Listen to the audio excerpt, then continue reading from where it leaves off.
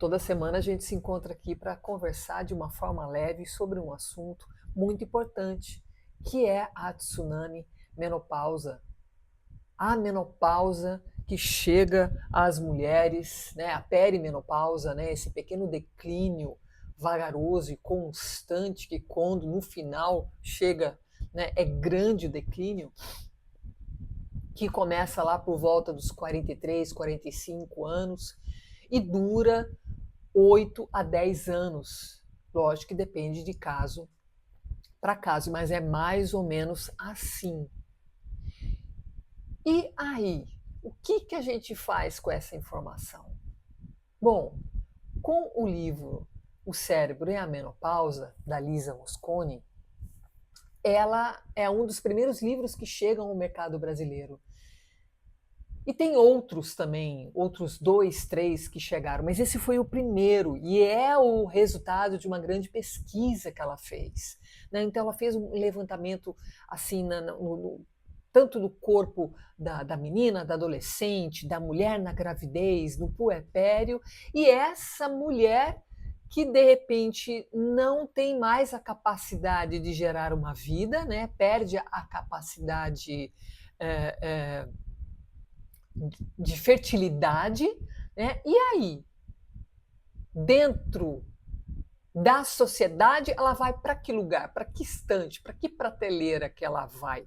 Para que rótulo? Que etiqueta que é colocada nessa mulher? E aí é interessante, porque eu escutei essa semana, inclusive, um profissional dizendo que a gente está falando mais de menopausa agora porque as grandes divas, as mulheres famosas, estão chegando nessa idade de enfrentar esse momento natural. Né? Então, assim, mais da metade da população é feminina. Mais da metade da população, sendo mulher, vai atravessar por isso, porque assim, a gente não morre mais. Demora, né? A expectativa de vida aumentou. Então a gente vai se bobear. Olha, se bobear, metade da nossa vida vai ser em menopausa. Percebe? Então, assim, a gente precisa começar a conversar sobre isso. E eu estou numa parte aqui do livro que eu achei bem interessante. Darwin foi um grande naturalista e ele escreveu um livro interessante que se chama A Origem das Espécies, onde ele cria toda uma teoria falando sobre a evolução adaptativa dos animais. E é lógico, isso depois você dá uma pesquisada, caso você não conheça. Ele é um livro muito interessante, já andei dando umas folhadas nele. Eu tenho ele aqui na estante em algum lugar, depois eu mostro para você.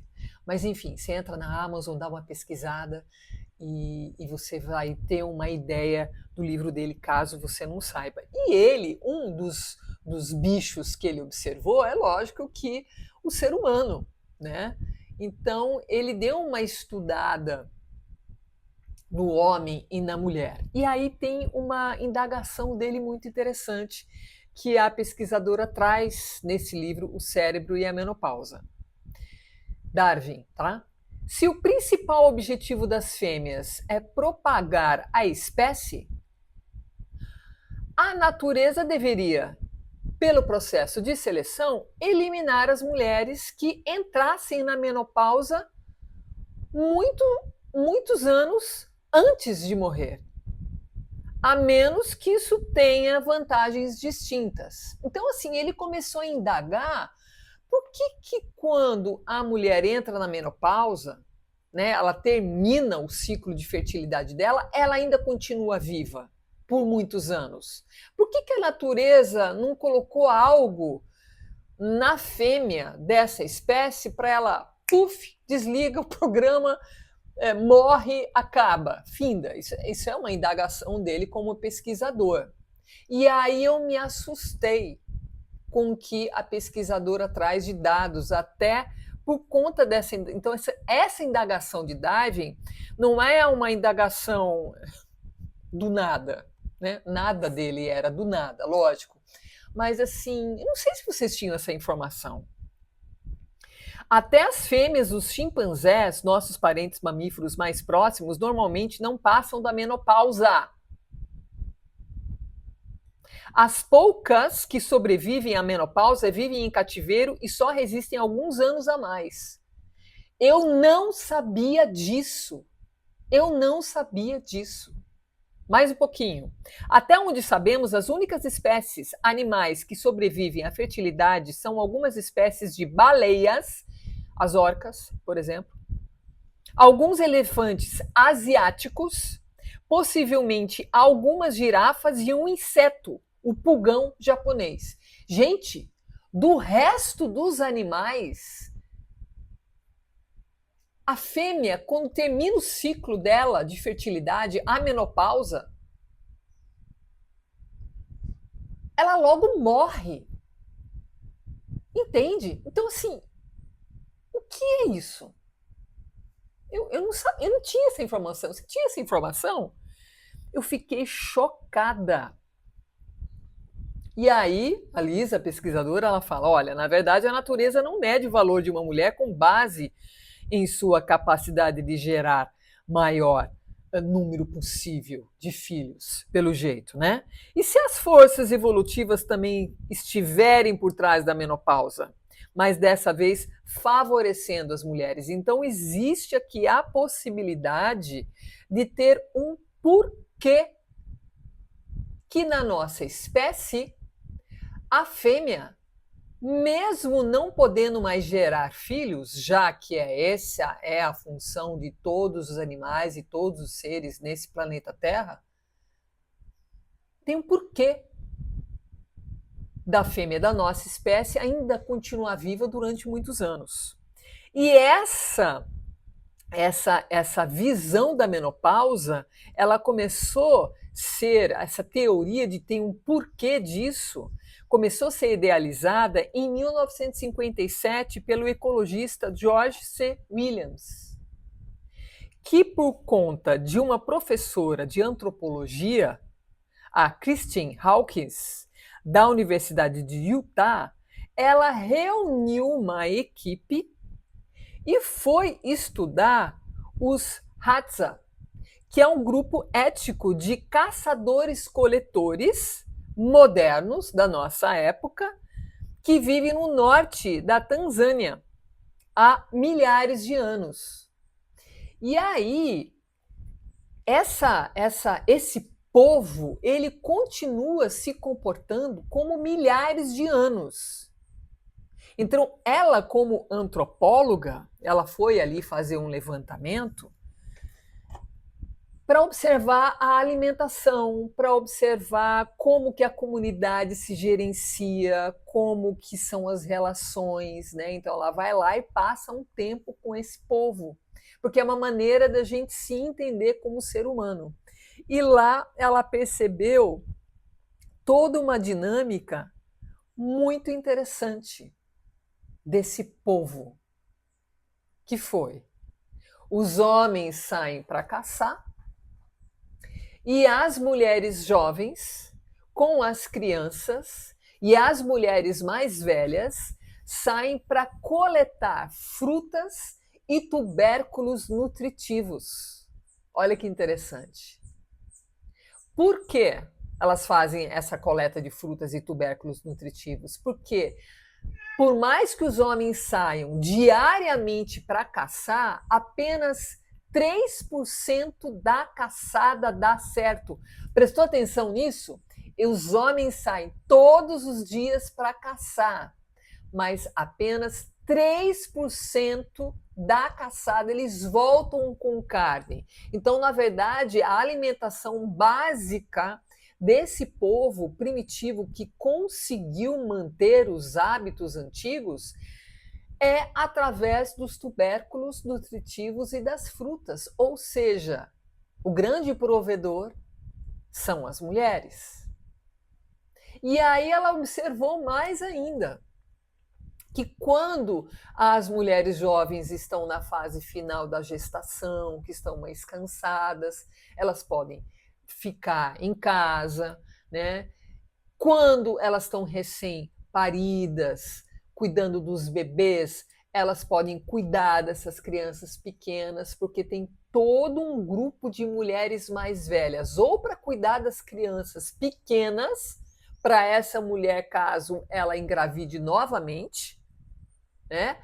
E já para sair coletando frutos e tubérculos nutritivos. Então, assim, elas são as grandes administradoras, elas que podem possibilitar a fertilidade dessa comunidade, porque as mulheres jovens têm uma rede de apoio dessas mulheres mais velhas. Quer dizer, a gente cai na história das avós, da importância das avós. Olha que coisa incrível. Eu sei que parece besteira hoje, né? A gente sabe o potencial absurdo de uma avó, o que é uma avó dentro de casa.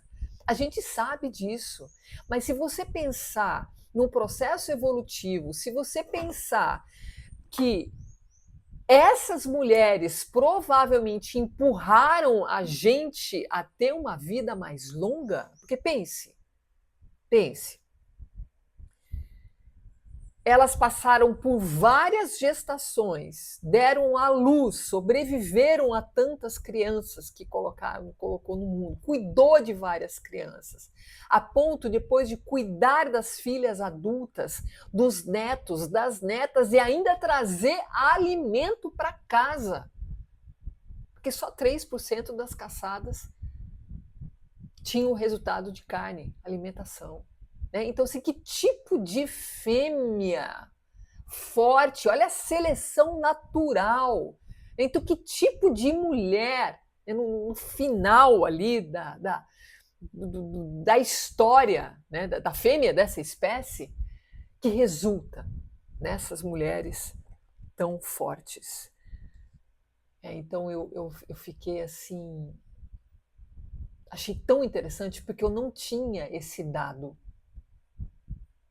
Esse dado de poucas fêmeas, poucas espécies sobrevivem depois da menopausa. Então, existe uma importância, existe algo para acontecer na menopausa, existe algo no nosso cérebro, existe algo para ser vivenciado com muita riqueza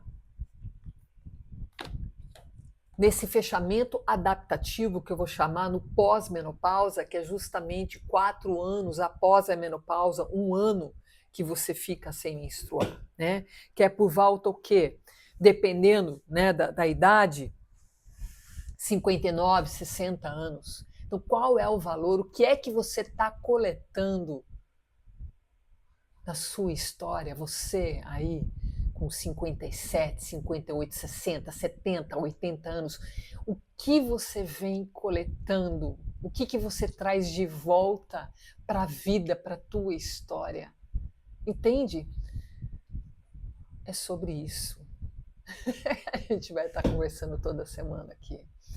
Meu nome é Tamara Algauer, eu sou psicoterapeuta com graduação em psicologia. Aqui no Psicocafé a gente vai estar conversando sobre autoconhecimento, com café, com histórias e trocando curiosidades de uma forma leve.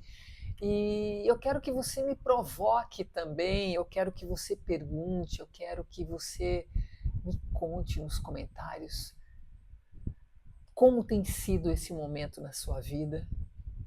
E se você for mais nova, como você vê as mulheres mais velhas da sua família, tá certo? Se inscreve no canal caso você ainda não seja inscrita e curte esse vídeo para chegar para mais mulheres, para mais coroas. Beijo e até o próximo vídeo.